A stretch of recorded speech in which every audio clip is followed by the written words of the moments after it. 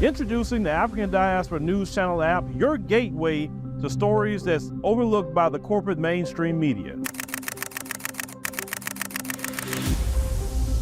At African Diaspora News Channel, we cover stories that don't receive mainstream attention, and we serve as the voice to the global Black community. We are committed to informing and educating through the power of media, connecting the African diaspora one story at a time. With our platform, we're helping to end injustice by exposing it. Join us in standing for excellence in journalism and serving our community. Download the African Diaspora News app today. All right, this is the African Diaspora News Channel. I'm Victor John reporting from Nigeria. Former Kenyan president was seen mocking, countries that feel aggrieved with Trump withdrawing foreign aids, from those countries. I need you to look at this video. We'll come back. We'll talk about it. People the other day crying, oh, I don't know, Trump has removed money. He said he's not giving us any more money. Watu wanalia. Why are you crying? It's not your government, it's not your country.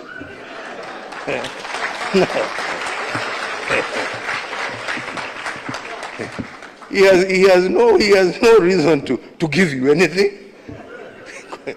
I mean, you don't pay taxes in America. He is appealing to his people. Shauri yenu bwana.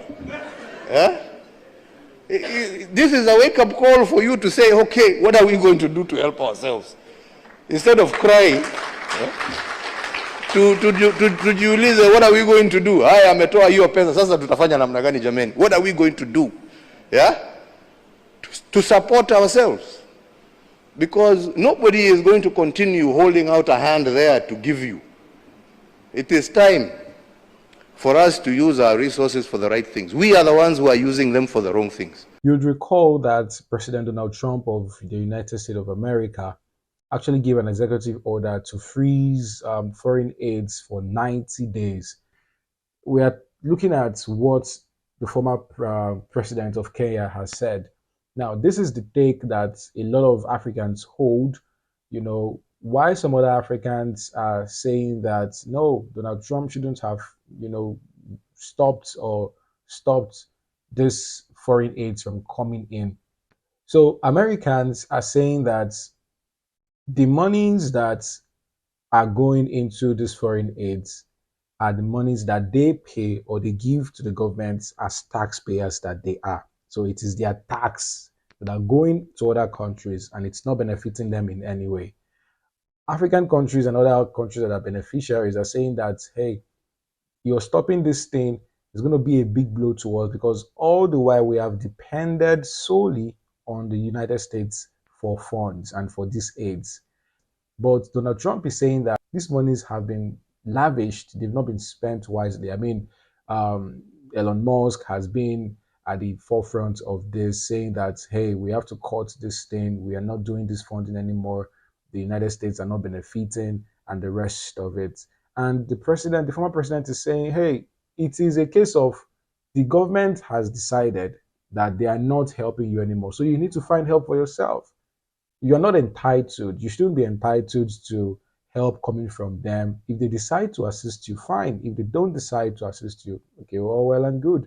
This matter is very dicey because the truth be told, someone said that foreign aid is taking money from the poor people of a rich country and giving it to the rich people of a poor country, right?